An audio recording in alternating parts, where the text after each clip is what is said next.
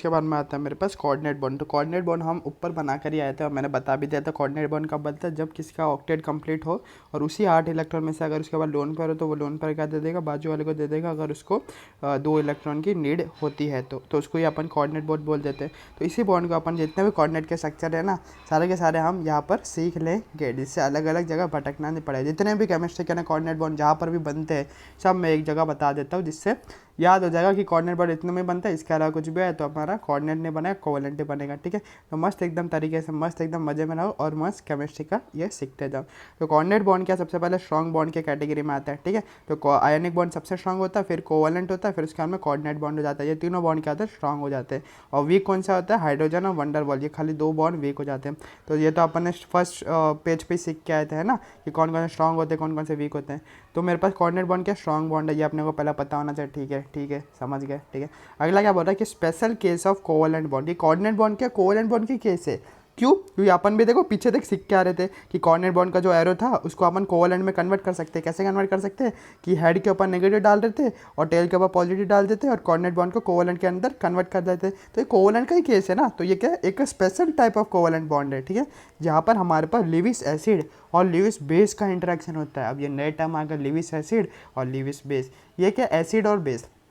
तो लिविस एक साइंटिस्ट था जिसने एसिड और बेस को क्या किया था, अपने तरीके से डिफाइन किया था। लिविस ने बोला कि लिविस एसिड कौन होता है और लिविस बेस कौन होता है। लिविस बेस यानी कि लिविस ने बोला जिसके पास लोन पेयर है उसको बोल देते हैं लिविस बेस और वो लोन पेयर अपना दे सकते हैं। और लिविस एसिड जिसके पास क्या हो वेकेंट ऑर्बिटल है उसको बोल देते हैं लिविस एसिड, जिसको लोन पेयर की जरूरत हो। ठीक है, तो लिविस बेस क्या है, लिविस बेस क्या है जिसके पास लोन पेयर हो, और लिविस एसिड क्या है मेरे पास जिसके पास वेकेंट ऑर्बिटल हो। ठीक है, जिसको लोन पेयर की जरूरत हो। तो ये क्या है special type of covalent bond है जहाँ पर लिविस एसिड और लिविस बेस का इंटरेक्शन, यानी कि एक लिविस एसिड को क्या चाहिए लोन पेयर चाहिए और लिविस बेस को लोन पेयर किसको देना है, तो लिविस बेस क्या कर देगा लोन पेयर अपना इसको दे देगा और क्या बन जाएगा हमारा कोऑर्डिनेट बॉन्ड बन जाएगा। तो same to same coordinate bond भी तो वही तो था, इसके पास देखो लिविस बेस के पास क्या होता है 8 इलेक्ट्रॉन ऑक्टेट कंप्लीट हो जाता है और उसके बाद एक लोन पेयर हो जाता है। तो क्या कर देता है बाजू वाले के वेकेंट ऑर्बिटल के अंदर दे देता है, तो वही तो होगा ये coordinate bond is nothing but Lewis acid and Lewis base का इंटरेक्शन। तो ये भी अपने को समझ गया। तो लिविस एसिड क्या होता है, लिविस एसिड क्या होता है जिसके पास लोन पेयर नहीं होता, जिसको वेकेंट ऑर्बिटल होता है उसको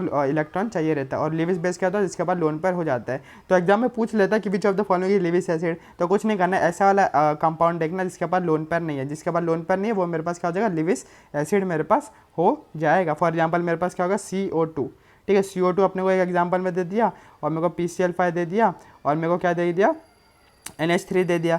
इसमें से मुझे पता करना है कौन कौन सा मेरा लिविस एसिड है कौन कौन सा लिविस बेस है।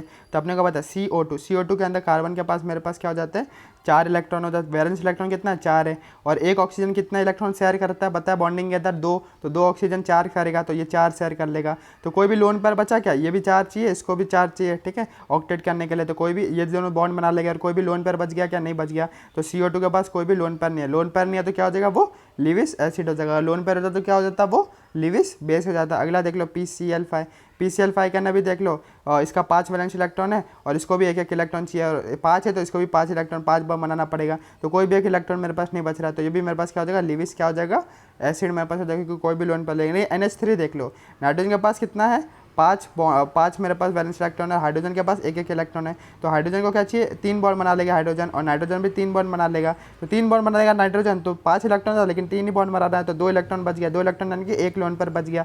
ये एक लोन पर नाइट्रोजन के पास NH3 का बच गया तो वो क्या करेगा अपना लोन पर किसी को भी दे सकता है और ये क्या करेगा लिविस बेस जैसा एक्ट करेगा। तो Lewis acid and Lewis base पता कर लगाना आ गया कि किसी के पास अगर लोन पेयर होगा तो वो लिविस बेस हो जाएगा और किसी के पास अगर लोन पेयर नहीं होगा ठीक है उसको वो क्या हो जाएगा मेरे पास लिविस एसिड हो जाएगा। और लोन पेयर कैसे निकालते हैं अब मैं आगे मस्त ट्रिक बताऊंगा कि लोन पेयर कैसे दिखाता है, इतना झमेला आपने को करना ही नहीं है। लोन पेयर निकालने का एकदम मस्त आसान सा ट्रिक हो जाता है, मैं इधर ही बता देता हूँ एक बार लोन पेयर निकालने का ट्रिक। तो समझ लो NH3 है तो लोन पेयर निकालने के लिए क्या करने का सबसे पहले देखने का सेंट्रल एटम कौन सा है। अब मेरे को अपने को पता है सेंट्रल एटम कौन होता है जो लेस नंबर में होता है, लेस नंबर में क्या नाइट्रोजन है तो सेंट्रल नंबर एटम है। फिर इसका क्या लिखने का वैलेंस इलेक्ट्रॉन लिखना है, कितना इलेक्ट्रॉन है वैलेंस 15 ग्रुप का तो 5 वैलेंस इलेक्ट्रॉन है। फिर देखने का कितने बॉन्ड बना रहा है 3 बॉन्ड बना रहा है तो -3 कर देने का तो कितना बच गया 2, मतलब 2 इलेक्ट्रॉन इसके पास बच रहे हैं और 2 इलेक्ट्रॉन यानी कितने लोन पेयर एक लोन पेयर तो इसके पास एक लोन पेयर होगा। कितना आसान था, वो ही अपन देख रहे थे ना PCl5 का देख लेते हैं। तो PCl5 का अंदर फॉस्फोरस कितना है मेरे पास 15 ग्रुप का तो मेरे पास 5 वैलेंस इलेक्ट्रॉन है और एक इलेक्ट्रॉन शेयर करता है तो 5 कितना करेगा 5 करेगा तो 5 - 5 0 जीरो इलेक्ट्रॉन यानी कि जीरो लोन पेयर, तो उसके बाद लोन पेयर नहीं है। तो लोन पेयर निकालने का ट्रिक समझना, कुछ नहीं करना, सेंटर एटम का वैलेंस इलेक्ट्रॉन देख लो और बाजू वाला कितना शेयर करता है उससे माइनस कर लो, जो भी इलेक्ट्रॉन मिले उसको 2 से डिवाइड कर दो, तो मेरे को कितना मिल जाएगा, वो मिल जाएगा नंबर ऑफ लोन पेयर किसी भी स्पीसीज के अंदर। ठीक है, अगर लोन पेयर हुआ तो वो क्या अगर लिविस बेस हो जाएगा, और लोन पेयर नहीं हुआ तो वो क्या हो जाएगा, लिविस एसिड जैसा एक्ट करेगा, तो लोन पेयर वो एक्सेप्ट कर सकता है। ये भी अपने को समझ गया कि लिविस एसिड और लिविस बेस का इंटरेक्शन कैसे हो जाता है। ठीक है, तो एक एक पॉइंट डिटेल में देख रहे हैं एनसीईआरटी का। ठीक है, तो ये भी अपने को एग्जाम में पूछ रहा था कि coordinate bond is nothing but covalent bond ही होता है, लेकिन स्पेशल कोवलेंट बॉन्ड होता है जहाँ पर Lewis acid and Lewis base का इंटरेक्शन हो जाता है। जहाँ पर जो लिविस बेस हो जाता है वो ऑक्टेट कंप्लीट रहता है, तो अपना जो दोनों इलेक्ट्रॉन है वो दूसरे बगल वाले के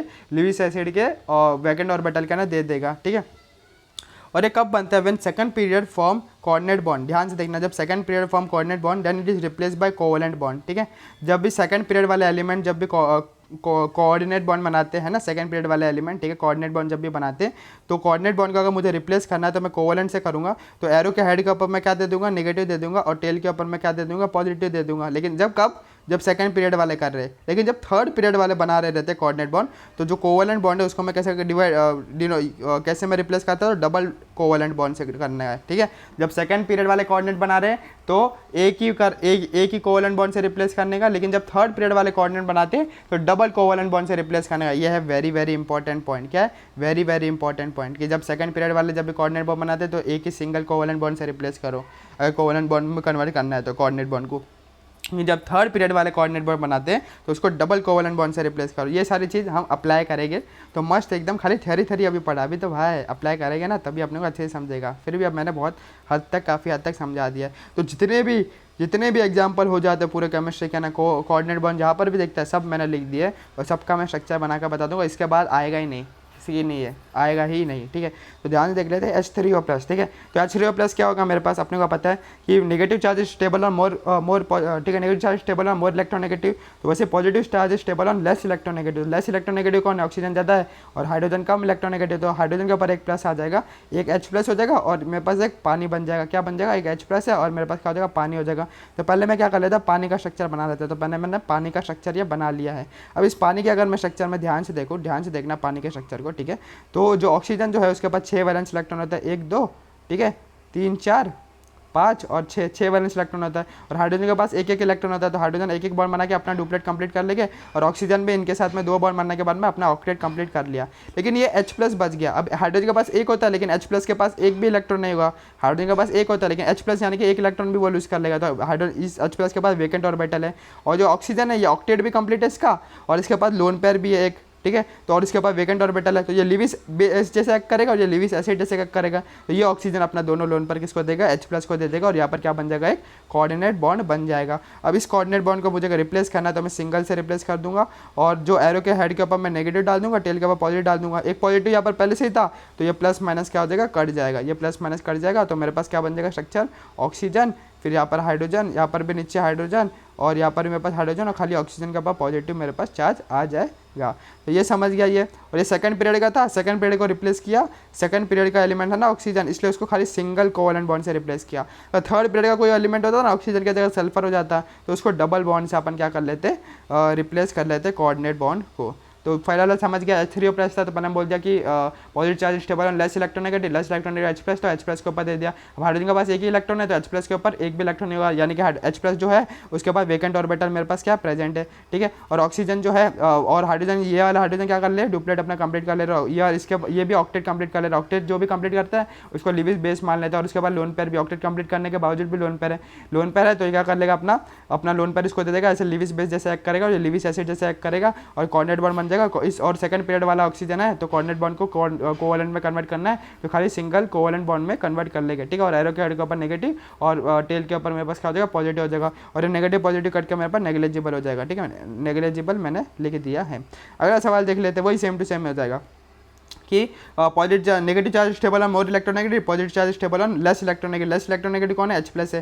ठीक है, हाइड्रोजन लेस इलेक्ट्रॉन, एक H+ बन जाएगा, और एक मेरे पास क्या बन जाएगा, NH3 बच जाएगा। हाइड्रोजन के पास एक इलेक्ट्रॉन होता है तो H+ है, मतलब एक इलेक्ट्रॉन भी नहीं होगा, तो इसके पास पूरा वेकेंट ऑर्बिटल हो जाएगा। और नाइट्रोजन, ठीक है, तो मैंने पहले देख लिया नाइट्रोजन, तो पहले मैं NH3 का स्ट्रक्चर मैंने बना दिया। ठीक है, NH3 बना दिया, और एक H+ बना दिया जिसके पास मेरे पास वेकेंट ऑर्बिटल है। तो ध्यान से देख लेते हैं, तो नाइट्रोजन से जुड़े जो भी हाइड्रोजन है उनके पास एक इलेक्ट्रॉन होता है, और एक बॉन्ड बना दिया, तो इन सबका क्या हो जाएगा, डुप्लेट कंप्लीट हो जाएगा। इन सबका डुप्लेट ऑक्टेट कंप्लीट है। और नाइट्रोजन के पास मेरे पास कितने हो जाते हैं, 5 वैलेंस इलेक्ट्रॉन होते हैं, 5 वैलेंस इलेक्ट्रॉन होते हैं, और नाइट्रोजन से 3 हाइड्रोजन से बॉन्ड बना लिया तो +3, तो ऑक्टेट इसका नाइट्रोजन कंप्लीट है। नाइट्रोजन का ऑक्टेट भी कंप्लीट है और मेरे पास 2 इलेक्ट्रॉन भी उसके बाद बच रहे हैं, यानी लोन पेयर भी कंप्लीट है, लोन पेयर भी इसके पास बचा है, यानी कि ऑक्टेट कंप्लीट होते हुए भी इसके बाद लोन पेयर, ऑक्टेट कंप्लीट होते हुए भी अगर लोन पेयर होता है तो लिविस बेस जैसे एक्ट करता है और बगल वाले के वैकेंट ऑर्बिटल के ना दे देगा, ठीक है, बगल वाले लिविस एसिड को ये दे देगा। तो ये क्या करेगा, अपना लोन पर क्या देगा, इसके वैकेंट ऑर्बिटल के अंदर डाल देगा, हाइड्रोजन के वैकेंट ऑर्बिटल के अंदर डाल देगा और कोऑर्डिनेट बॉन्ड बना देगा। और नाइट्रोजन कौन से पीरियड का, सेकंड पीरियड का है, तो ये कोऑर्डिनेट बॉन्ड किसके अंदर कन्वर्ट हो जाएगा, सिंगल कोवलेंट बॉन्ड के अंदर कन्वर्ट हो जाएगा। और एरो के जो हेड के ऊपर कौन आएगा, नेगेटिव आएगा, टेल के ऊपर पॉजिटिव आ जाएगा। और ये एक पॉजिटिव पहले से ही था और नेगेटिव आ गया तो प्लस माइनस ये नेग्लिजिबल हो जाएगा, यानी हट जाएगा और खाली नाइट्रोजन के ऊपर बीच वाले के ऊपर पॉजिटिव रह जाएगा। तो कोऑर्डिनेट बॉन्ड बनाना एकदम आसान है कि नहीं, कुछ नहीं करना है, पहले देखना है कौन से साइन है कंपाउंड के ऊपर, फिर देखना है कि नेगेटिव चार्ज स्टेबल है मोर नेगेटिव वो इलेक्ट्रोनेगेटिव और पॉजिटिव चार्ज स्टेबल है लेस इलेक्ट्रोनेगेटिव वो देख लिया। फिर उसके बाद में अपन ने जो H+ बन रहा था, H का हाइड्रोजन के पास एक ही इलेक्ट्रॉन होता है तो H+ के पास एक भी इलेक्ट्रॉन नहीं, तो वैकेंट ऑर्बिटल हो जाएगा, यानी वो लिविस एसिड जैसे एक्ट करेगा। और बचा हुआ जो भी है उसका सेंट्रल एटम क्या करेगा, ऑक्टेट कंप्लीट करने के बावजूद भी अगर उसके पास लोन पर हुआ तो लिविस बेस जैसे एक्ट करेगा और वो क्या करता है, कोऑर्डिनेट बॉन्ड बना देगा। सेकंड पीरियड का होगा तो सिंगल कोवलेंट बॉन्ड के अंदर कन्वर्ट हो जाएगा, अगर थर्ड पीरियड का होता है डबल कोवलेंट बॉन्ड के अंदर कन्वर्ट हो जाएगा। कितना आसान है, और भी स्ट्रक्चर देख लेते हैं भाई, बहुत बनाएगा स्ट्रक्चर मस्त, तब तक समझ जाएगा पूरा, ठीक है, लास्ट स्ट्रक्चर बनते तक पूरा कोऑर्डिनेट बॉन्ड समझ जाएगा, ठीक है। तो O3 ओजोन का अपने को पता ही है, तो ओजोन क्या होता है मेरे पास, जब मैंने बोला जब भी पी ब्लॉक का ऑक्सीजन के साथ में आता है तो डबल बॉन्ड बनता ही है, तो मैंने क्या कर लिया, ये बना दिया कि मैंने एक ऑक्सीजन को क्या सेंट्रल एटम मान लिया और एक ऑक्सीजन के साथ में मैंने डबल बॉन्ड बना दिया। अब मैं देख लेता हूँ इनका कैसे क्या कंप्लीट है। तो ऑक्सीजन के बाद 6 वैलेंस इलेक्ट्रॉन होता है, 6 वैलेंस इलेक्ट्रॉन होता है और 2 बॉन्ड बना दिया तो +2, तो इसका ऑक्टेट कंप्लीट हो जाएगा। इसके बाद भी 6 वैलेंस इलेक्ट्रॉन होता है, 2 बॉन्ड बना दिया इसका, तो इसका भी ऑक्टेट कंप्लीट है, ठीक है। तो इन दोनों का क्या ऑक्टेट कंप्लीट है, लेकिन ये वाला ऑक्सीजन बच गया, ठीक है, ये वाला ऑक्सीजन मेरे पास बच गया। अब ये ऑक्सीजन के पास 6 वैलेंस इलेक्ट्रॉन है, कितना मेरे पास 6 वैलेंस इलेक्ट्रॉन है और इसके पास एक वैकेंट ऑर्बिटल भी है, टोटल 8 हो सकते हैं ना इलेक्ट्रॉन, तो 6 + 1 2 और इलेक्ट्रॉन की जगह मतलब एक वैकेंट ऑर्बिटल भी है इसके पास, एक वैकेंट ऑर्बिटल पे, और इसका तो ऑक्टेट कंप्लीट है और इसके बाद लोन पेयर भी है। तो ये क्या करेगा, लिविस बेस जैसे एक्ट करेगा और ये लिविस एसिड जैसे एक्ट करेगा, तो ये वाला लोन पेयर क्या करेगा, ये ऑक्टेट कंप्लीट वाला, ठीक है, जो लिविस बेस क्या करेगा अपना लोन पेयर क्या कर देगा, इसको दे देगा और इसको दे देगा। और ये ऑक्सीजन कौन से ग्रुप का मेरे पीरियड का, सेकंड पीरियड का है। तो अगर ये जो कोऑर्डिनेट बॉन्ड था उसको मैं किस में कन्वर्ट कर दूँगा, कोवलेंट में कर दूँगा, कैसे, एरो के हेड के ऊपर नेगेटिव और टेल के ऊपर पॉजिटिव, एरो के हेड के ऊपर नेगेटिव और टेल के ऊपर मेरे पास क्या हो जाएगा, पॉजिटिव हो जाएगा। तो ये मेरे पास क्या हो जाएगा, स्ट्रक्चर ऐसा मेरे पास बन जाएगा। और फॉर्मल चार्ज भी अपने को आंखों से ही दिख रहा है, ये प्लस हो गया, माइनस हो गया और ये 0 हो गया, है ना।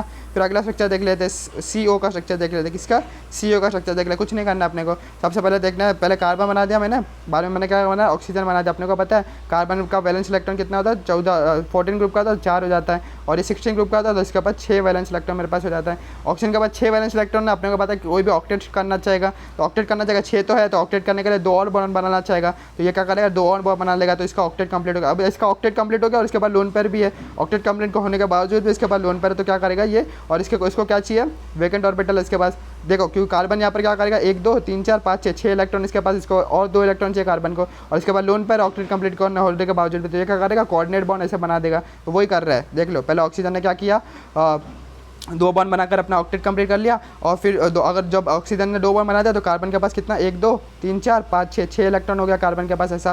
तो कार्बन को खाली 2 इलेक्ट्रॉन चाहिए, तो क्या करेगा, ये ऑक्टेट कंप्लीट वाला लिविस बेस जैसा एक्ट करेगा, लिविस बेस जैसा एक्ट करेगा, और ये जो अपना लोन पर इसको दे देगा, इसके वैकेंट ऑर्बिटल के अंदर दे देगा, तो ये क्या बन जाएगा, कोऑर्डिनेट बॉन्ड बन जाएगा। और ये सेकंड पीरियड का तो सिंगल कोवलेंट बॉन्ड से ही कन्वर्ट हो जाएगा, तो एरो के हेड के ऊपर नेगेटिव आ जाएगा, टेल के ऊपर पॉजिटिव आ जाएगा, और अपने को पूरा का पूरा फॉर्मल चार्ज भी अपने को देखने को मिल रहा है। तो ये सारे स्ट्रक्चर देखो कितना ईजी, और ये स्ट्रक्चर तो अपन ने पीछे भी देखा हुआ है, ये स्ट्रक्चर पीछे भी देखा हुआ है, बस अपन देख रहे हैं कि कोऑर्डिनेट बॉन्ड जो अपन ने थ्योरी सीखा है उसको अपन कैसे अप्लाई कर रहे हैं ना। फिर अगला देख लेते हैं SO3 का ना ध्यान से देख लेता हूँ। तो सबसे पहले मुझे पता है कि जब भी पी ब्लॉक का ऑक्सीजन के साथ में आता है तो एक डबल बॉन्ड मेरे पास बनता ही है ऑक्सीजन के साथ में, तो पहले मैंने बना दिया सल्फर को ऑक्सीजन के साथ में एक डबल बॉन्ड मैंने बना दिया।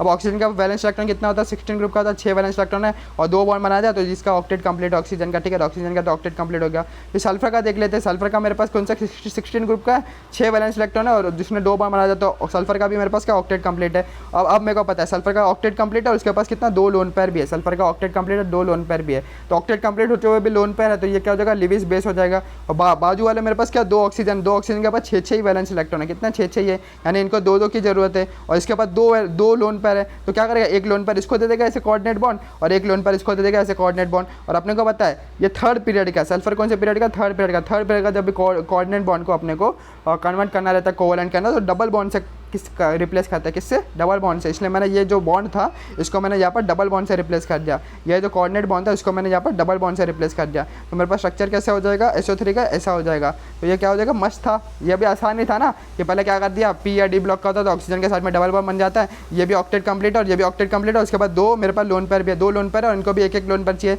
तो हर दोनों को क्या कर देगा, एक एक लोन पेयर दे देगा और कोऑर्डिनेट ऐसे कोऑर्डिनेट बॉन्ड दे देगा। और कोऑर्डिनेट बॉन्ड को जब भी थर्ड पीरियड क्या होता है रिप्लेस करना रहता है तो डबल कोवेलेंट से अपने को रिप्लेस कर देना है। तो कितना आसान था, है ना। कंसेप्ट से चलोगे सब कुछ आसान लगेगा, वरना सबको टफ लगेगा, समझ रहे हो। अगला देख लेते हैं NH3BF3, ठीक है, NH3.BF3, ये बहुत इंपॉर्टेंट है। ये NCERT का बैक एक्सरसाइज का सवाल है, ठीक है, किसका, NCERT का बैक एक्सरसाइज का सवाल हो जाता है ये मेरे पास, ठीक है।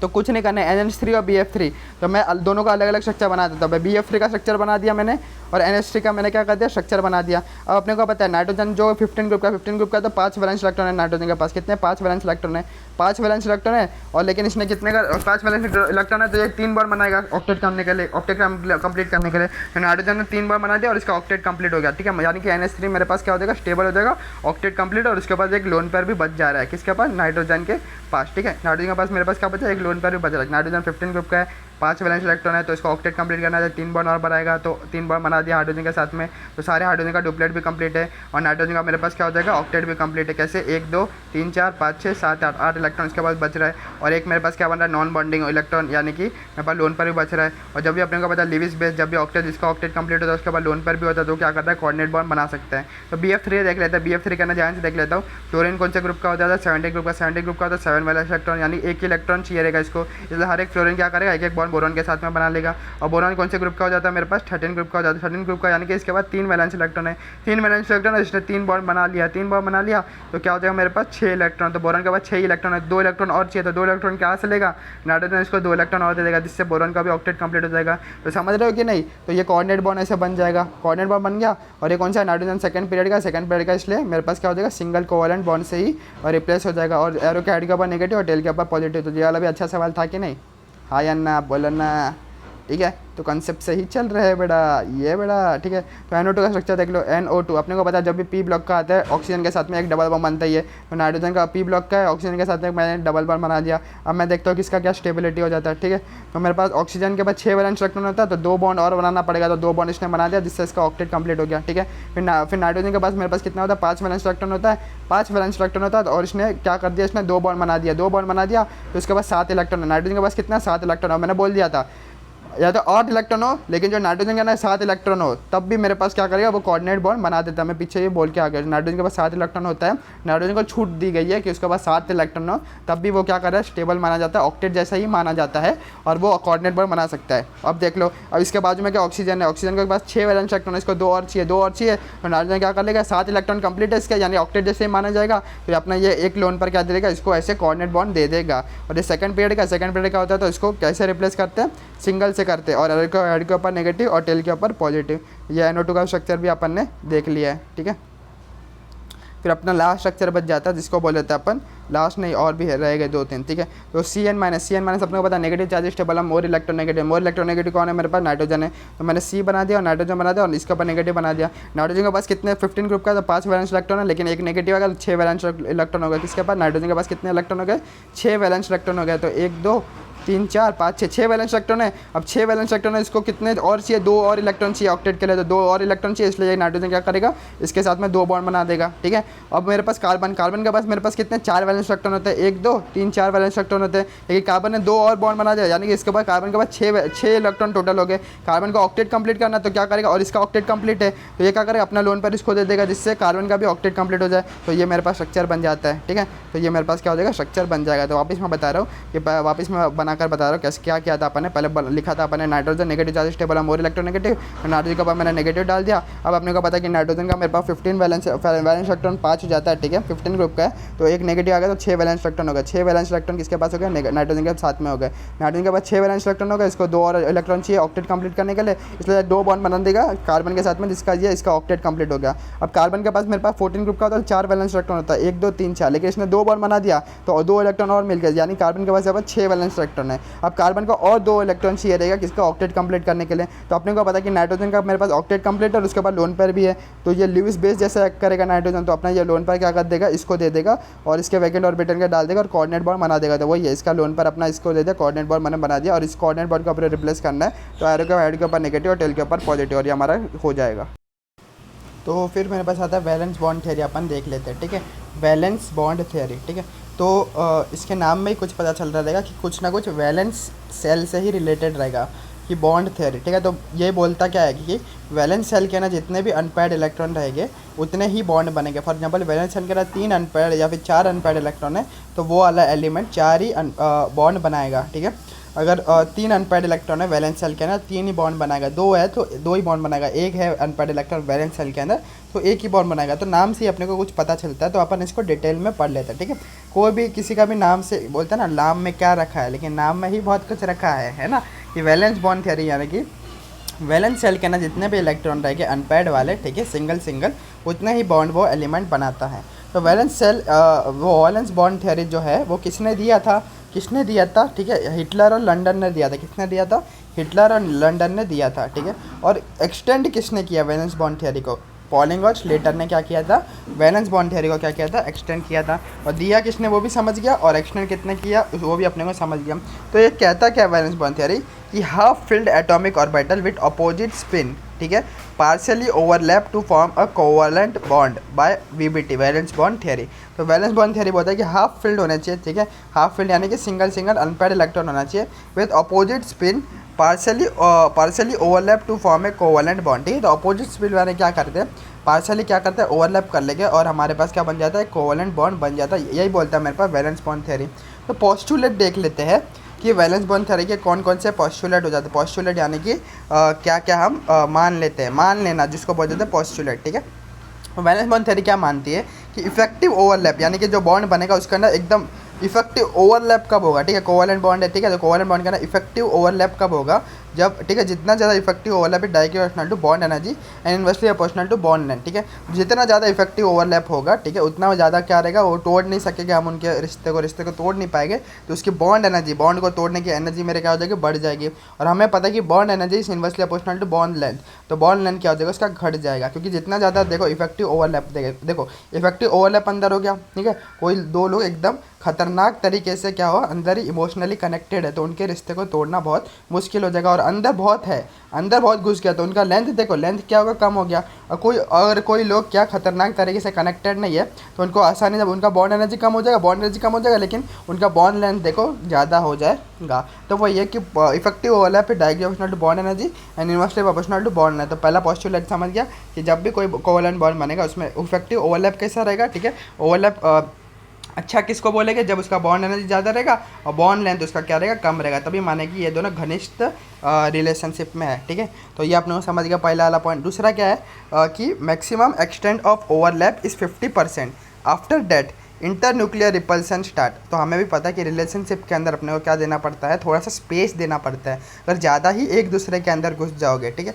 ज़्यादा ही एक दूसरे के अंदर घुस जाओगे तो फिर वो रिश्ता क्या होता है, ख़राब होने लग जाता है। ठीक है, ज़्यादा ही बात करने लग जाओगे एक दूसरे से, पूरा दिन बात ही करने में लगे हो तो क्या कहता है, वो स्पार्क जो होता है ना, स्पार्क वो ख़त्म हो जाता है। ठीक है, तो वही चीज़ बोल रहा है कि मैक्सिमम एक्सटेंट ऑफ ओवरलैप 50% होना चाहिए, यानी कि एक बैलेंस बनाए रखना चाहिए पूरे लाइफ के बीच में और रिलेशनशिप के बीच में। ठीक है, मैक्सिमम 50%, अगर उसके ज़्यादा अंदर घुस जाओगे तो ज़्यादा अंदर घुस जाओगे तो वही सेम टू सेम एटम के भी अगर ज़्यादा अंदर 2 एटम घुस गए, ठीक है, 2 एटम अगर ज़्यादा अंदर घुस जाए तो उनके न्यूक्लियस बहुत पास आ जाएंगे और न्यूक्लियस पॉजिटिव चार्ज होता है तो लाइक चार्ज क्या होता है, पास आ जाएगा और वो क्या करेगा, रिपेल करना चालू कर लेगा और अनस्टेबल हो जाएगा। वही सेम कि ज़्यादा ही अंदर किसी के अंदर अगर घुस जाओगे, ठीक है, रिलेशनशिप के अंदर बहुत अंदर घुस जाओगे तो क्या होता है, रिश्ता क्या होता है, ख़राब होने लग जाता है, छोटी छोटी बातों पर क्या होता है, ख़राब होने लग जाता है। इसलिए वही सेम टू सेम बॉन्डिंग का ही कंसेप्ट है कि मैक्सिमम एक्सटेंट ऑफ ओवरलैपिंग 50% होना चाहिए। ठीक है, उसको इफेक्टिव बोल देगा। अगर 50% से ज़्यादा कोई अंदर घुस रहा है तो उसके न्यूक्लियस बहुत पास आने लगे और हमने को पता कि लाइक चार्ज जब भी पास आते हैं तो वो रिपेल करते हैं और अनस्टेबिलिटी,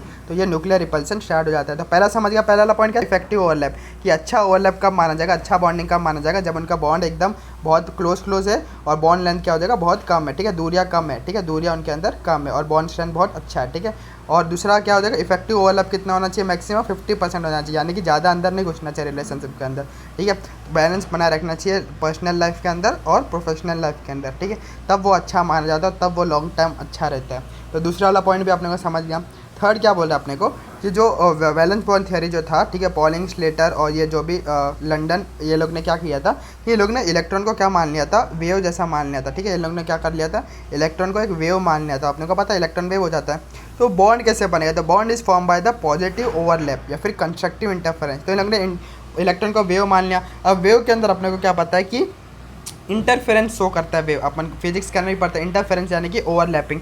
तो हम वेव मान लेते हैं, ये वेव है मेरे पास, देखो ये मेरे पास क्या वेव है, वेव के ऊपर पॉजिटिव चार्ज है और नेगेटिव चार्ज है, ठीक है। तो ये पॉजिटिव बता रहा है कि अपर फेस में है, ठीक है, और नेगेटिव बता रहा है कि बिलो द एक्सिस है, ठीक है। पॉजिटिव और नेगेटिव चार्ज नहीं बता रहे यहाँ पर, क्या बता रहे, पॉजिटिव बताता है कि अबाव द प्रिंसिपल एक्सिस है और नेगेटिव बता रहा है कि ये बिलो द प्रिंसिपल एक्सिस है। तो ये क्या बोल रहे हैं, ठीक है, ये थ्योरी वैलेंस बॉन्ड थ्योरी क्या बोल रहा है कि खाली पॉजिटिव ओवरलैप होगा, यानी कि पॉजिटिव चार्ज वाला खाली पॉजिटिव के साथ में ही जुड़ेगा और नेगेटिव चार्ज वाला खाली नेगेटिव के साथ में जुड़ेगा, पॉजिटिव वाला नेगेटिव के साथ में नहीं जाएगा और नेगेटिव वाला पॉजिटिव के साथ में नहीं जाएगा। तो यही बोल रहा है कि इलेक्ट्रॉन को वेव मान लिया और वेव मान लिया तो ये क्या हो जाएगा, ये लोग ओवरलैप करेगा और पॉजिटिव ओवरलैप या फिर कंस्ट्रक्टिव ओवरलैप ही करेंगे। फिर अगला पॉइंट क्या बोल लेते हैं लोग कि साइन ऑफ वेव फंक्शन, ठीक है, साइन ऑफ वेव फंक्शन के बारे में बोल लेते हैं कि sign of wave function is related to phase and not charge. तो मैंने अभी बताया कि जो वेव फंक्शन का जो साइन है, देखो ऊपर पॉजिटिव और नेगेटिव, इसका मतलब ये नहीं कि ऊपर पॉजिटिव चार्ज है और ये नेगेटिव चार्ज है, ना नहीं, नको, बिल्कुल नहीं। ये जो साइन ऑफ वेव फंक्शन जो है वो फेज से रिलेटेड, यानी कि अबाव द प्रिंसिपल एक्सिस हो जाएगा ये, और ये बिलो द प्रिंसिपल एक्सिस, यानी फेज बता रहा है अपने को, ना कि चार्ज बता रहा है। ये बहुत इंपॉर्टेंट हो जाता है और ये बहुत सारे टेस्ट सीरीज के अंदर भी मैंने देखा है कि ये वाला पॉइंट पूछ लेता है कि जब वेव फंक्शन का जो साइन होता है ना पॉजिटिव नेगेटिव, क्या वो चार्ज बताता है कि भाई ये पॉजिटिव चार्ज है, ये नेगेटिव चार्ज है, नहीं, नको, बिल्कुल नहीं। बस पॉजिटिव नेगेटिव ये बताते हैं कि एक अबाव द प्रिंसिपल एक्सिस है और एक मेरे पास बिलो द प्रिंसिपल एक्सिस है। क्या है, एक अबाव द प्रिंसिपल एक्सिस है और एक मेरे पास बिलो द प्रिंसिपल एक्सिस है। तो कोई भी बॉन्ड फॉर्मेशन के लिए अपने को क्या कंडीशन चाहिए, ध्यान से देख लेते हैं। तो कंडीशन फॉर बॉन्ड फॉर्मेशन अपने को लिखा है कि सेम फेज होना चाहिए, यानी कि जो ऊपर वाला जो है पॉजिटिव वाला, पॉजिटिव फेज पॉजिटिव के साथ में जुड़ना चाहिए, नेगेटिव वाला नेगेटिव के साथ में जुड़ना चाहिए। तो सेम फेज होना चाहिए मेरे पास और सेम ओरिएंटेशन होना चाहिए। क्या होना चाहिए, सेम ओरिएंटेशन होना चाहिए, यानी कि अगर एक मेरे पास ऐसा आ रहा है तो दूसरे का भी ओरिएंटेशन मेरे पास ऐसा ही होना चाहिए। अगर एक मेरे पास ऐसा आ रहा है तो दूसरे का भी ओरिएंटेशन मेरा ऐसा ही, ओरिएंटेशन यानी कि जो एक्सिस होता है वो सेम होना चाहिए। फॉर एग्जाम्पल एक एक्स एक्सिस में आ रहा है जुड़ने तो दूसरा भी एक्स एक्सिस में वाला ही होना चाहिए। अगर एक वाई में आ रहा है तो दूसरा भी वाई के अंदर ही होना चाहिए। और एक एक्स में आ रहा है एक वाई में आ रहा है तो वो बॉन्ड नहीं बनेगा। तो बॉन्ड फॉर्मेशन के दो कंडीशन समझ गया कि फेस सेम होना चाहिए। फेस सेम यानी कि एक अबाव द प्रिंसिपल एक्सिस है तो दूसरा भी अबाव द होना चाहिए, एक बिलो द तो दूसरा भी बिलो होना चाहिए। और दूसरा क्या है, मेरे पास ओरिएंटेशन अच्छा होना चाहिए, सेम होना चाहिए। यानी कि अगर एक एक्स एक्सिस से आ रहा है तो दूसरा भी एक्स से आना चाहिए, एक वाई से आ रहा है तो दूसरा भी वाई से आना चाहिए, एक जेड से आ रहा है तो दूसरा भी जेड से आना चाहिए। तो ये अपन ने क्या देख लिया, पोस्टुलेट देख लिया वैलेंस बॉन्ड थ्योरी का। तो वापस मैं बता दे रहा हूँ, valence bond theory is nothing but क्या बोलता है अपने को, जो वैलेंस सेल हो जाते हैं वो क्या करते हैं, बॉन्डिंग के लिए क्या क्या होता है वो अपने को बताता है। और ये अपने को किसने दिया था, हिटलर, लंडन और पॉलिंग स्लेटर ने ये सब दे दिया था। और ये क्या बोलता है कि जितने भी हाफ फील्ड इलेक्ट्रॉन रह गया, ठीक है, अपोजिट स्पिन का क्या करेंगे, कोवेलेंट बॉन्ड मेरे पास बना देंगे। अब फार्म में बोलता है कि इफेक्टिव ओवरलैप किसको बोला जाता है, जिसका बॉन्ड एनर्जी बहुत अच्छा है, यानी कि घनिष्ठ मित्र है और बॉन्ड लेंथ बहुत कम हो जाएगा, ठीक है, दूरियाँ कम होनी चाहिए और नज़दीकियाँ ज़्यादा होनी चाहिए, उसको इफेक्टिव ओवरलैप बोल देते हैं। और मैक्सिमम ओवरलैप कितना 50% हो जाता है। अगर ज़्यादा अंदर घुस जाओगे तो क्या हो जाएगा, न्यूक्लियस पास हो जाएगा और रिपेल करने लग जाओगे। फिर उसके बाद में इलेक्ट्रॉन को वेव मान लिया तो मेरे पास क्या होगा, इंटरफेरेंस नेचर शो करेगा, इंटरफेरेंस नेचर सेंड करेगा तो मेरे पास पॉजिटिव ओवरलैप दिखाते हैं, यानी कि पॉजिटिव वाला फेज पॉजिटिव के साथ में जुड़ेगा, नेगेटिव वाला फेज जो है वो नेगेटिव के साथ में जुड़ेगा। और जो पॉजिटिव नेगेटिव साइन है वो चार्ज नहीं है, ना कि फेज है। फेज यानी कि अबाव द प्रिंसिपल एक्सिस और बिलो द प्रिंसिपल एक्सिस, ठीक है। फिर बाद में आ गया कि जो बॉन्ड फॉर्मेशन के अपने को दो चीज़ कंडीशन चाहिए कि एक सेम फेज का होना चाहिए, यानी पॉजिटिव पॉजिटिव के साथ में और नेगेटिव नेगेटिव के साथ में, और ओरिएंटेशन सेम होना चाहिए, यानी कि एक एक्स से आएगा तो दूसरा भी एक एक्सिस से, और एक वाई से आएगा तो वाई से ही, एक जेड से आएगा तो जेड से ही होना चाहिए। इतना सारा अपन ने देख लिया पोस्टुलेट्स ऑफ वीबीटी। वही अपन यहाँ पर अपने को बता रहा है कि constructive interference and destructive interference, upon physics के अंदर पढ़ते हैं। तो वेव फॉर्मेशन या फिर बॉन्ड फॉर्मेशन के अंदर अपने को क्या चाहिए, कंस्ट्रक्टिव इंटरफेरेंस चाहिए, ना कि डिस्ट्रक्टिव चाहिए। जब भी डिस्ट्रक्टिव इंटरफेरेंस होगा तो मेरे पास कोई भी बॉन्ड नहीं बनेगा।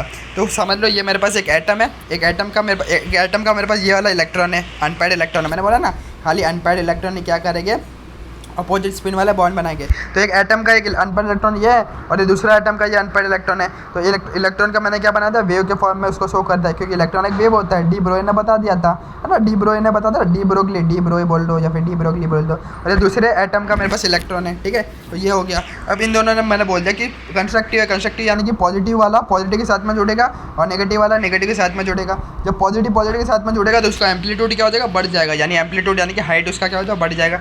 नेगेटिव साथ में जुड़ेगा तो एम्पलीट्यूड उसका बढ़ जाएगा। और सिंगल इलेक्ट्रॉन मिलकर क्या बना देंगे, एक बॉन्ड बना देंगे, जहाँ पर मेरे पास 2 इलेक्ट्रॉन हो गए अपोजिट स्पिन के, और ये मेरे पास एक कोवलेंट बॉन्ड बन जाएगा। और इसी को बोलते हैं वैलेंस बॉन्ड थ्योरी। लेकिन डिस्ट्रक्टिव इंटरफेरेंस में क्या होगा कि एक मेरे पास इलेक्ट्रॉन है और एक और यहाँ पर है मेरे पास इलेक्ट्रॉन, लेकिन ऊपर वाले के पास मेरा पॉजिटिव फेस है और पॉजिटिव फेस है, नीचे में नेगेटिव फेस है, नेगेटिव फेस है। लेकिन इन दोनों का कार्य कर रहे डिस्ट्रक्टिव इंटरफेरेंस करा रहे हैं, यानी कि इनका माइनस करा रहे हैं, इनको ऐड करवा रहे हैं लेकिन इनको माइनस करवा रहे हैं। अगर पॉजिटिव माइनस पॉजिटिव जीरो हो जाएगा तो कुछ नहीं आएगा ऊपर, और नेगेटिव माइनस नेगेटिव भी जीरो हो जाएगा तो कुछ नहीं आएगा नीचे। तो मेरे पास एक स्लैंट सीधा एक स्ट्रेट लाइन बनेगा। स्ट्रेट लाइन मतलब कोई भी मेरे पास बॉन्ड नहीं बना, तो डिस्ट्रक्टिव इंटरफेरेंस नहीं होना चाहिए। बीबीटी के लिए क्या होना चाहिए, कंस्ट्रक्टिव इंटरफेरेंस मेरे पास हो जाना चाहिए। तो ये अपने को चीज़ समझ आ चुकी है।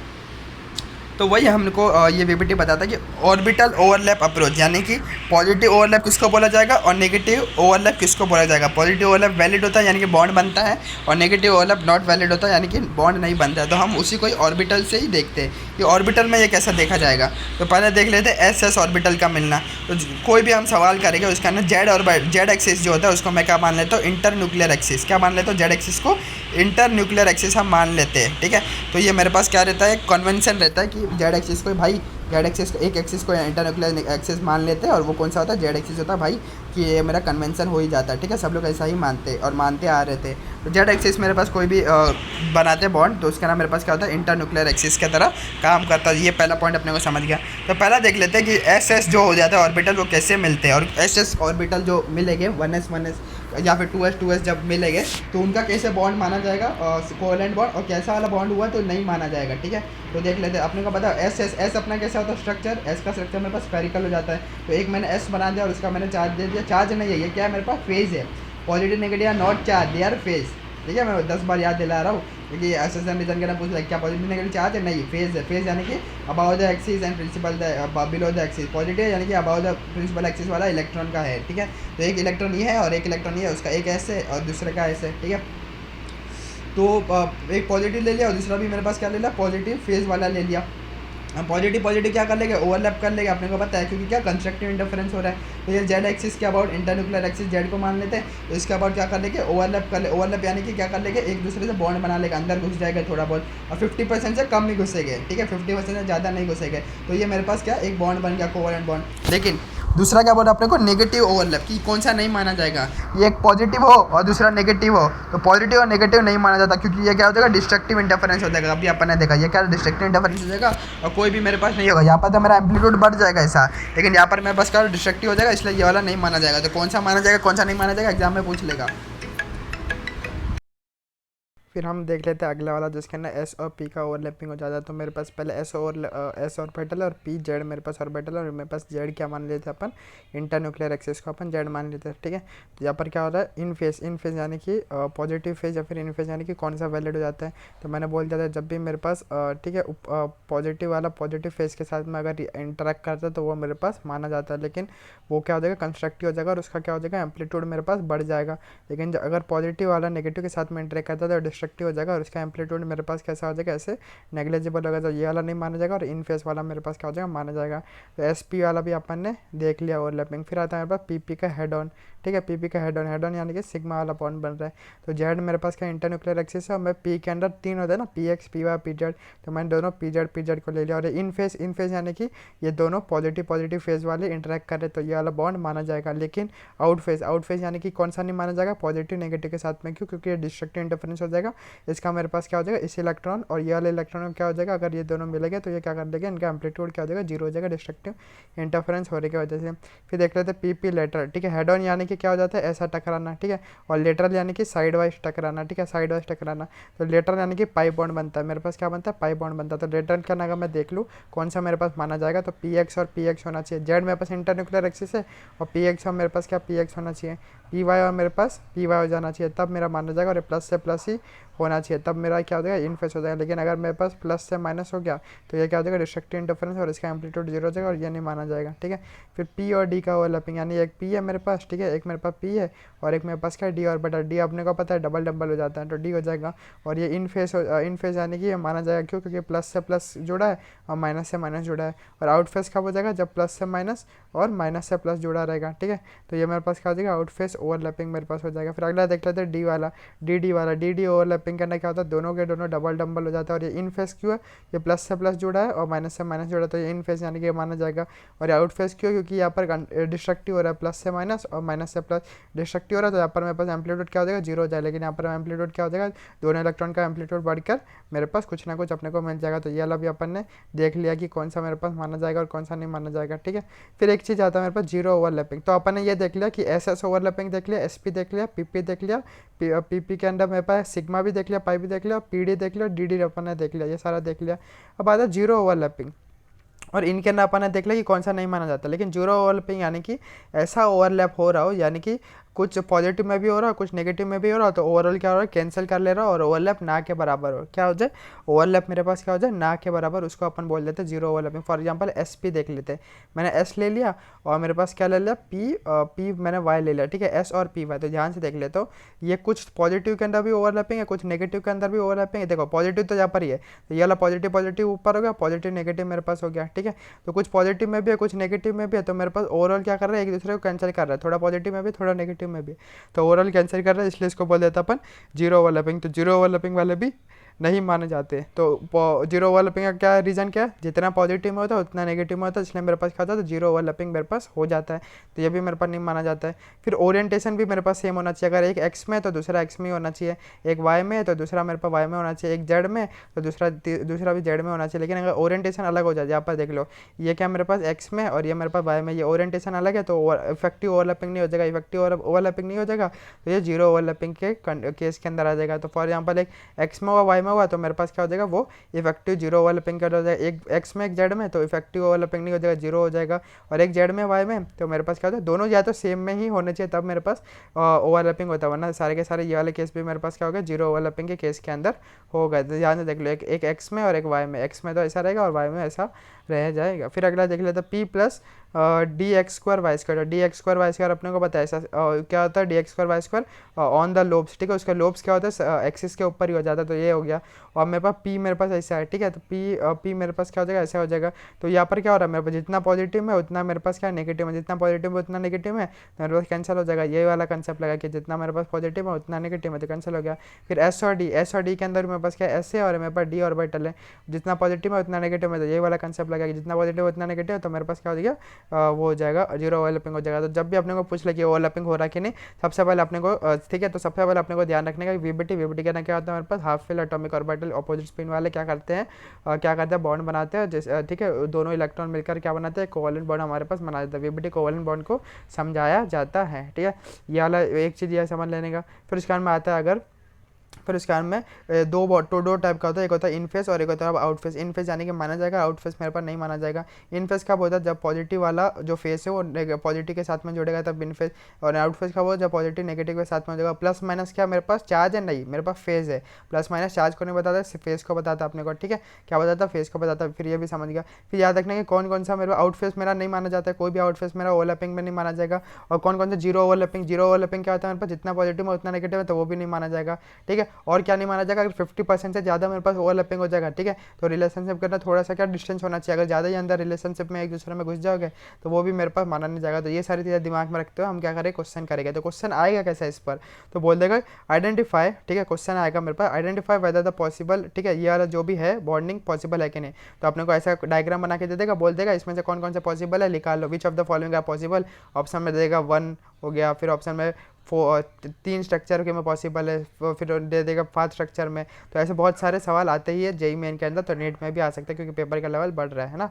तो अपने को इजी नहीं, पूरा एकदम डिटेल में अच्छे से कंसेप्ट वाइज चलना है। तो पहला वाला देख लो, पहला क्वेश्चन में क्या दिख रहा है, ये मेरे पास क्या एस ऑर्बिटल है, एस ऑर्बिटल है और ये पॉजिटिव है, ये भी पॉजिटिव, यानी कि ये इन फेस तो है, यानी ये तो माना तो जाएगा। लेकिन ध्यान से देख लो, कुछ चीज़ देखने को मिल रही है कि ये वाला दूसरा वाला तो कुछ ज़्यादा ही घुस रहा है, 50% से ज़्यादा ही ओवरलैपिंग हो रहा है। तो मैंने बोल दिया कोई भी रिलेशनशिप के अंदर थोड़ी सी दूरियाँ होनी चाहिए, जिससे कि क्या हो जाए, पूरा एकदम थोड़ा सा स्पेस देना चाहिए एक दूसरे को, है ना, जिससे हमारे पास क्या बॉन्डिंग अच्छा रहे। वही तो सेम टू सेम ये तो अंदर ही घुस जा, ठीक है, जब पीछे एकदम पड़ जाओगे, एकदम लग जाओगे कि भाई कहाँ गई थी, ये क्या हुआ था, ठीक है, यहाँ पर क्या थी, इतने बजे तक क्यों ऑनलाइन थी, वैसा अगर गला घोटने लग जाओगे ना तो वो नहीं चलता है। तो वो सेम है कि अंदर ज़्यादा घुस जाओगे, 50% ज़्यादा ओवरलैपिंग हो गया अपने को यहाँ पर दिख रहा है, तो ये वाला मेरा नहीं माना जाएगा। तो फर्स्ट वाला मेरे पास क्या है, इनकरेक्ट हो जाएगा। तो इसका रीज़न क्या है मेरे पास, देखो नो एज ओवरलैप मेरे पास क्या 50% से ज़्यादा है, तो मैंने रीज़न भी लिख दिया क्या ओवरलैप मेरे पास 50% ज़्यादा है। तो फर्स्ट वाला समझ गया। सेकंड देख लेते हैं अपन, सेकंड के अंदर भी सेम है कि ओवरलैप मेरे पास 50% ज़्यादा, तो ये भी मेरे पास नहीं माना जाएगा। तो वही नो एज ओवरलैप मेरे पास क्या 50% से मेरे पास क्या हो जाएगा, ज़्यादा हो जाएगा। तो ओवरलैप 50% ज़्यादा हो जाएगा, तो इसका पॉजिटिव चार्ज क्या करेगा, पास आ जाएगा और रिपेल कर लेगा, और कोई भी रिपेल करता है तो वो अनस्टेबल हो जाता है। सेम टू सेम यहाँ पर भी मेरे पास क्या हो जाएगा, ओवरलैप मेरा 50% ज़्यादा है, तो एक का पॉजिटिव और इसका भी पॉजिटिव क्या हो जाएगा, एक दूसरे के पास आ जाएगा, तो लाइक चार्ज रिपेल करता है तो अनस्टेबल हो जाएगा, इसलिए भी नहीं माना जाएगा। फिर अगला देख लेते हैं, ये वाला देखो, ये ओवरलैप मेरे को बराबर दिख रहा है और मेरे पास क्या है, ठीक है, ये 50% तो ज़्यादा तो नहीं है, तो अपने को समझ गया। और इन फेस है क्या आउट फेस है, कि पॉजिटिव से मेरे पास क्या नेगेटिव जुड़ा, पॉजिटिव नेगेटिव जुड़ा, तो ये मेरे पास क्या है आउट फेस है, और आउट फेस भी मेरे पास नहीं माना जाता, तो ये वाला भी मेरे पास नहीं होगा। इसका रीजन क्या है, ये मेरे पास क्या आउट फेस है, ठीक है। तो थर्ड का क्या नो, क्योंकि अपोजिट फेस है, ठीक है, अपोजिट फेस प्रेजेंट है, इसलिए मेरे पास ये थर्ड वाला भी नहीं माना जाएगा। तो समझ रहे क्वेश्चन कैसे पूछेगा, पूछ लेगा which of the following are not, तो क्या क्या ध्यान रखना है अपने को याद में रखना है, जीरो ओवरलैपिंग रखना है, 50% ज़्यादा नहीं होना चाहिए, आउट फेस वाला मेरे पास नहीं होना चाहिए, ठीक है, ये सारी चीज़ें अपने को याद रखनी है। फिर अगला देख लेते हैं अपन, ठीक है। अगला वाले सवाल के अंदर भी क्या बोलता है कि नेगेटिव से पॉजिटिव जुड़ा है और पॉजिटिव से नेगेटिव, जब भी मेरे पास अपोजिट फेस यानी आउट फेस, तो ये भी नहीं माना जाएगा। अगला देख लो, फिफ्थ वाले का ना, ये जीरो ओवरलैपिंग, क्योंकि एक मेरे पास एक्स में, ये वाला एक्स में, ये वाई में, तो ओरिएंटेशन ये अलग है, ओरिएंटेशन अलग होता है, तो मेरे पास क्या जीरो ओवरलैपिंग हो जाता है, तो ये भी मेरे पास नहीं माना जाएगा। फिफ्थ वाला भी अभी अभी अपन पढ़ के आया था, जीरो ओवरलैपिंग, है ना, देखो ये ओरिएंटेशन अलग है तो नहीं माना जाता, जीरो ओवरलैपिंग केस हो जाता है। अगला स्ट्रक्चर देख लेते हैं, हाँ अगले स्ट्रक्चर का क्या बोलता है मेरे को, ओरिएंटेशन दोनों का एक ही डायरेक्शन में, ठीक है, दोनों एक्स के अंदर ही है, और नेगेटिव से नेगेटिव जो यानी कि इन फेस है, ठीक है, इन फेस है, तो ये वाला मेरे को माना जाएगा। तो सिक्स वाला मेरे पास करेक्ट है बॉन्डिंग, तो ये वाला करेक्ट हो जाएगा। सेवंथ वाला देख लो, ये मेरे पास क्या ओरिएंटेशन दोनों का सेम है, दोनों वाई के अंदर ही, एक पॉजिटिव से पॉजिटिव जुदा, यानी इन फेस भी है, इन फेस भी और मेरे पास पॉजिटिव से पॉजिटिव जुदा, ठीक है, तो मेरे पास ये सेवंथ वाला भी मेरे पास माना जाएगा। अगला देख लो, एस से एस मेरे पास पॉजिटिव होता है और ये ऊपर पॉजिटिव नीचे नेगेटिव, तो जितना ऊपर पॉजिटिव यहाँ पर ओवरलैप हो रहा है उतना नेगेटिव नीचे हो रहा है, तो प्लस माइनस कट जाएगा, और ये जीरो ओवरलैपिंग का केस है, तो ये भी नहीं माना जाएगा। ये अभी अपन ने अभी तो देखा था जीरो ओवरलैपिंग वाला केस, देखो लो ये वाला, ठीक है, एस और पी जीरो ओवरलैपिंग, जितना पॉजिटिव उतना नेगेटिव नहीं माना जाएगा, ठीक है। तो समझ रहे हो ना कैसे मिक्स के अंदर सवाल अपने को दे दिया जाएगा। फिर अगला सवाल देख लेते हैं, यहाँ पर पॉजिटिव है मेरे पास, ठीक है, अभी पॉजिटिव है, ये इन फेस है और 50% से कम ही है ओवरलैपिंग, ज़्यादा नहीं है, तो ये वाला भी मेरे पास माना जाएगा, ठीक है। अगला देख लेते हैं, यहाँ पर मेरे पास क्या बोल रहा है, ठीक है, ये वाला भी देख लो, जीरो ओवरलैपिंग है, क्योंकि जितना नेगेटिव ऊपर है उतना नेगेटिव मेरे पास नीचे है, ठीक है, तो मेरे पास क्या हो जाएगा, यहाँ पर मेरे पास क्या हो जाएगा, कट जाएगा, तो ये मेरे पास टेंथ वाला भी मेरे पास नहीं माना है, क्यों, क्योंकि ये टेंथ वाला भी मेरे पास क्या जीरो ओवरलैपिंग का ही केस है, ठीक है, ये वाला केस है एस और डी, ठीक है, ये एस डी नहीं, थोड़ा ये वाला केस है, पी और d x square y square वाला केस है, ठीक है, सी वाला केस टेंथ के अंदर।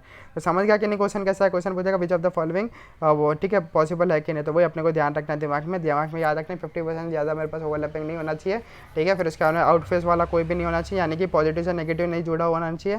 फिर जीरो ओवरलैपिंग नहीं होना चाहिए, यानी कि जितना पॉजिटिव उतना नेगेटिव में मेरे पास नहीं होना चाहिए, और ओरिएंटेशन सेम होना चाहिए, यानी एक एक्स में तो दूसरा भी एक्स में होना चाहिए, एक वाई में तो दूसरा भी वाई में होना चाहिए, और एक जेड में तो जेड में होना चाहिए। तो ऐसे सवाल को कैसे टैकल करते हैं वो भी समझ गया रहेगा, आई होप, ठीक है। फिर अगला क्या बोल देता है अपने को, ऑर्बिटल्स के बारे में बोल देता है कि ये ऑर्बिटल्स के बारे में तो हम एटॉमिक स्ट्रक्चर के अंदर पढ़ के याद है, तो जो एस ऑर्बिटल होता है मेरे पास क्या होता है, उसका शेप स्पेरिकल शेप हो जाता है, एस ऑर्बिटल यानी कि एक ही ऑर्बिटल होता है एस के अंदर, ठीक है, और इसका शेप कैसे होता है, ऐसे राउंड गोलाकार स्पेरिकल शेप का। तो कोई भी स्पेरिकल चीज़ है, स्पेरिकल शेप का कोई भी डायरेक्शन होगा क्या, चारों तरफ से देखो ना एक ही जैसा दिख रहा है, एक ही तरह से दिख रहा है, तो ये स्पेरिकल शेप है, ये मेरे पास नॉन डायरेक्शनल हो जाता है। तो एस ऑर्बिटल मेरे पास क्या हो जाता है, नॉन डायरेक्शनल हो जाता है, यानी कि बॉन्ड का किसी भी बॉन्ड का डायरेक्शन नहीं बदल सकते एस ऑर्बिटल, समझ गया। ये एस ऑर्बिटल मेरे पास क्या एक ही ऑर्बिटल होता है, एस के अंदर एक ही ऑर्बिटल होता है, ठीक है, उसका शेप स्पेरिकल होता है, गोलाकार शेप होता है, चारों तरफ से सेम है, इसलिए कोई भी उसका क्या हो जाता है, डायरेक्शन नहीं होता है, तो नॉन डायरेक्शनल हो जाता है। तो इसके बारे में अपन ने पढ़ लिया।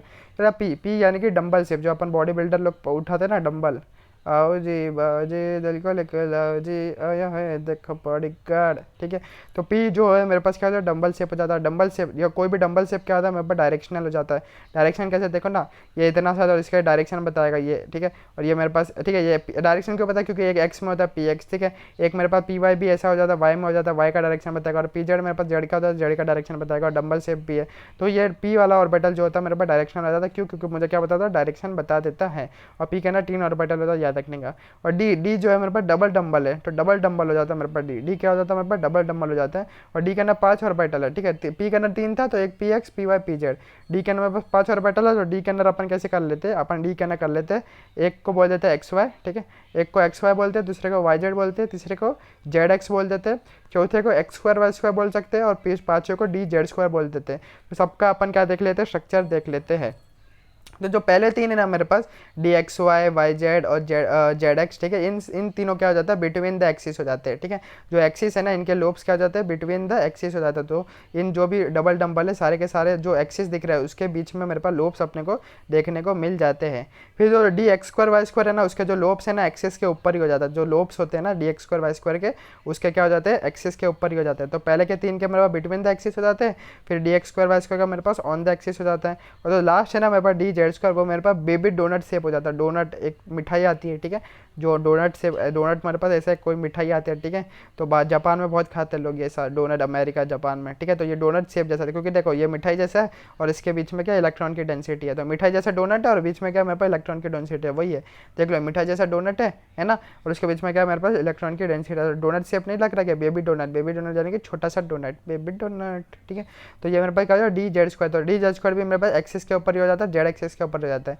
तो कोई पूछ लेगा डी ऑर्बिटल के अंदर मेरे पास क्या हो जाता है, d x y y z और जेड एक्स, ये तीनों मेरे पास क्या हो जाते हैं, बिटवीन द एक्सिस हो जाते हैं। और d x square y square और डी जेड स्क्वायर दोनों मेरे पास ऑन द एक्सिस हो जाते हैं। ठीक है, d z square z axis पे हो जाएगा और d x square y square दोनों एक्स और वाई एक्सिस के ऊपर मेरे पास उसके लोब्स हो जाएंगे। तो ये सारी चीज़ अपने को समझ आ चुकी है। फिर उसके बाद में हम नए टॉपिक पे आते हैं, जहाँ पर आता है हमारे पास टाइप्स ऑफ ओवरलैप। ठीक है, तो हम ओवरलैप के बारे में पढ़ रहे हैं ना, कि कोवेलेंट बॉन्डिंग क्या होता है, nothing but half filled atomic orbital का ओवरलैप हो जाता है। तो वो ओवरलैप के क्या क्या टाइप हो जाते हैं वही हम सीख लेते हैं। तो ओवरलैप जो होता है वो 2 टाइप का होता है। ठीक है, एक होता है हेड ऑन, अभी अभी हम देख के आए थे कि ऐसा ऐसा हेड ऑन हो जाएगा। ठीक है, या फिर एक होता है मेरे पास पैरेलल, पैरेलल यानी कि ऐसे सीधे सीधे हो जाएगा। ठीक है, उसको बोल देते हैं पैरेलल ओवरलैप। हेड ऑन के अलग अलग नाम है, हेड ऑन का बोल देते हैं एक्सियल ओवरलैप बोल देते हैं, या फिर सिग्मा ओवरलैप बोल देते हैं। ठीक है, हेड ऑन का अपन एक्सियल या फिर सिग्मा ओवरलैप बोल देते हैं उसको अपन। ठीक है, और पैरेलल, पैरेलल को अपन साइडवेज ओवरलैप भी बोल देते हैं, क्योंकि यहाँ पर साइड में ओवरलैपिंग होता है। तो पैरेलल क्या हेड ऑन के अंदर क्या होता है, सीधे सीधे हो जाता है। पैरेलल के अंदर मेरे पास क्या साइड साइड वो हो जाते हैं।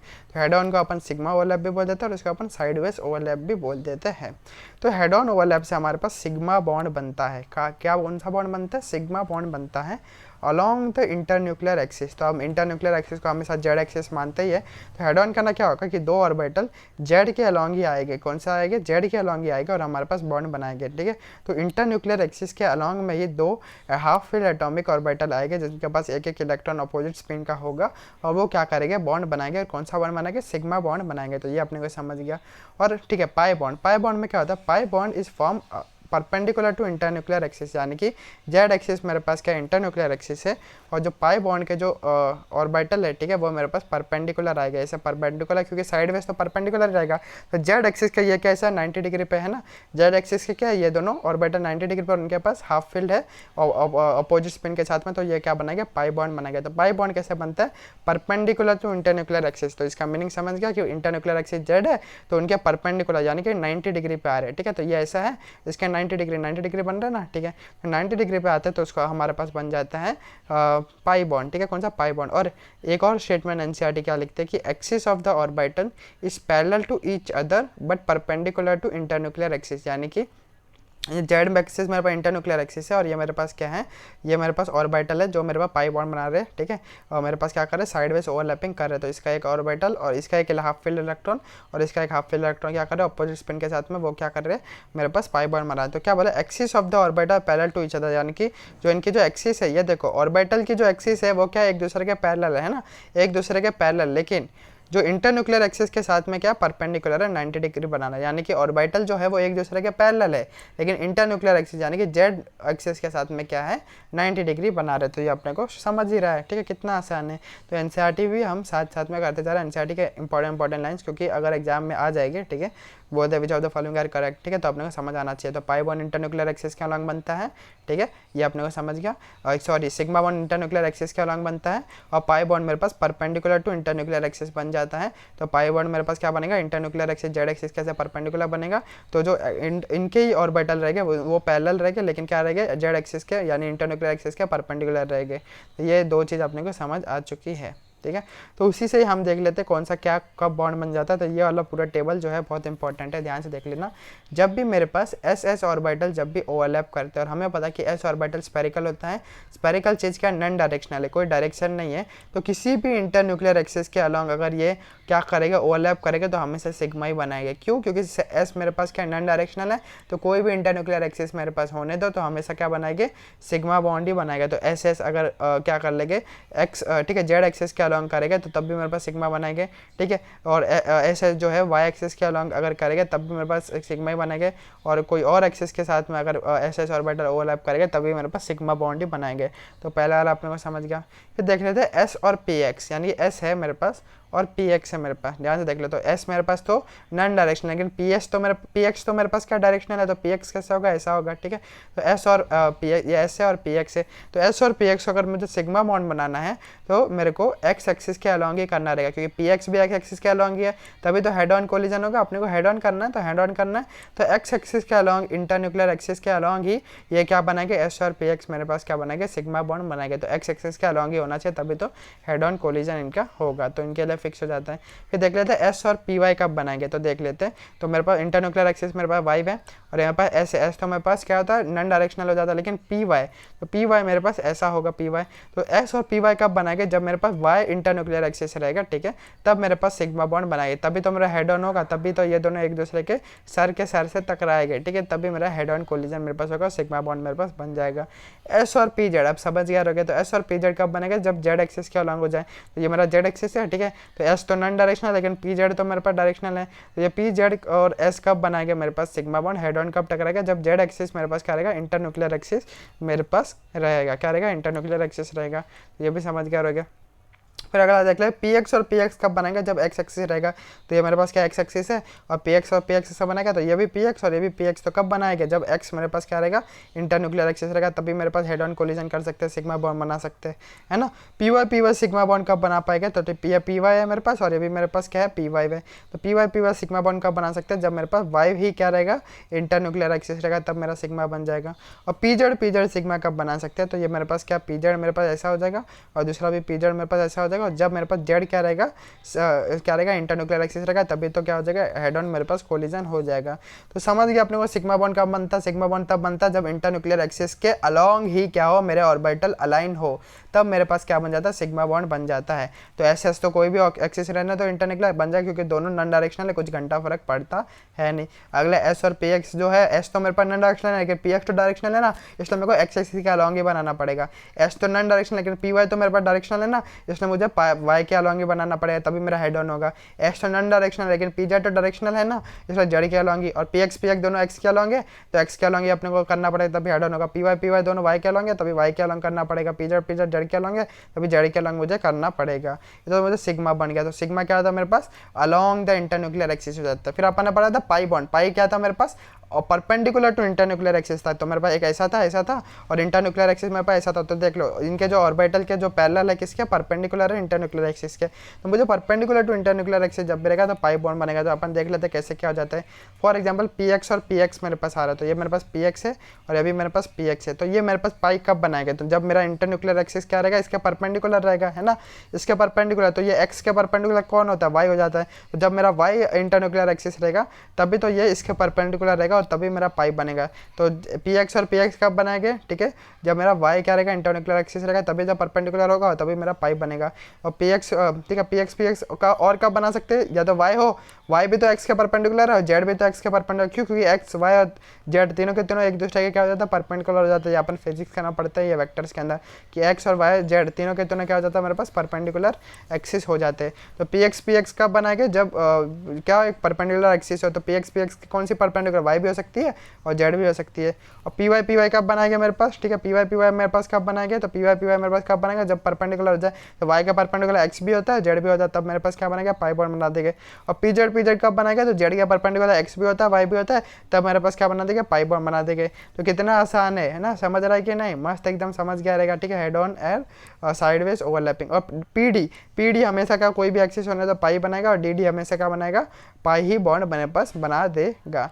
तो ये सारी चीज़ें आई होप समझ गए रहेगी। तो हेड ऑन कोलिजन मेरे पास क्या था, जब अपन एक दूसरे से क्या करते हैं, गले मिलते हैं ना, गले मिलते हैं तो मेरे पास क्या बनता है, हेड ऑन कोलिजन मेरे पास बन जाता है। और साइड हग देते हैं, ठीक है, फ्रंट हग जो होता है मेरे पास, फ्रंट वाला हग होता है, उसको बोल देते हैं अपन सिग्मा बॉन्ड। और जब हम साइड हग देते हैं ना, साइड वाला हग, ठीक है, हाथ के अंदर हाथ डाल के, ठीक है, गले के अंदर हाथ में हाथ डाल के चलते हैं, देखो साइड हग देते हैं, तो वो मेरे पास क्या हो जाता है, मेरे पास पाई बॉन्ड हो जाता है। तो पाई बॉन्ड क्या होता है, लेटरल यानी कि ऐसे हाथ के अंदर ये दोनों क्या करें, हाथ के अंदर हाथ डाल के, ठीक है, एक दूसरे गले में चल रहे। और हेड ऑन क्या होता है मेरे पास, एक दूसरे के पूरा एकदम झप्पी ले रहा, तो उसको बोल देता है अपन हेड ऑन ओवरलैपिंग। और वो सिग्मा बॉन्ड बन जाता है, झप्पी बनना, और मेरे पास पाई हो जाता है, हाथ के अंदर हाथ डालना, गले करना है। तो एक ही बात बताओ कि स्ट्रॉन्ग बॉन्ड कब बनेगा, जब अपन सामने से गले मिलेंगे, कि साइड में हाथ के ऊपर हाथ डाल दे, कंधे के ऊपर हाथ डाल के चलेगा। तो स्ट्रॉन्ग एकदम चिपकना किसको बोलते हैं, कि एकदम फ्रंट से गले मिलना कस के, कि या फिर साइड से हाथ डालकर चलना। तो स्ट्रॉन्ग क्या होता है, एकदम सामने से मिलना। तो सामने से मिलना क्या होता है, मेरे पास स्ट्रॉन्ग हो जाता है बॉन्ड। तो वही सेम टू सेम, तो सामने से कौन मिल रहा है, ये सिग्मा हेड ऑन वाला सामने से मिल रहा है, कि ये लेटरल वाला सामने से मिल रहा है, हेड ऑन वाला सामने से मिल रहा है। तो स्ट्रॉन्ग बॉन्ड में कौन हो जाएगा, सिग्मा स्ट्रॉन्ग हो जाएगा, कि मेरे पास पाई स्ट्रॉन्ग हो जाएगा, तो मेरे पास सिग्मा स्ट्रॉन्ग हो जाएगा। तो पूरे कंसेप्ट से अपन ने सीख लिया कि सिग्मा मेरे पास स्ट्रॉन्ग बॉन्ड क्या होता है। सिग्मा स्ट्रॉन्ग क्या होता है, क्योंकि वो गले मिलता है सामने से पूरा एकदम झप्पी लेकर, ठीक है। लेकिन मेरे पास पाई क्या जाता है, साइड से ही गले में हाथ डालकर क्या करते हैं वो लोग चलते हैं, तो मेरे पास ज़्यादा वो स्ट्रॉन्ग बॉन्ड नहीं हो सकता है, ठीक है। तो स्ट्रॉन्ग बॉन्ड कौन रहता है, मेरे पास सिग्मा हो जाता है as compare to pi bond. तो स्ट्रॉन्ग बॉन्ड कौन होता है, सिग्मा होता है as compare to pi bond. तो ये भी अपने को समझ आ चुका है।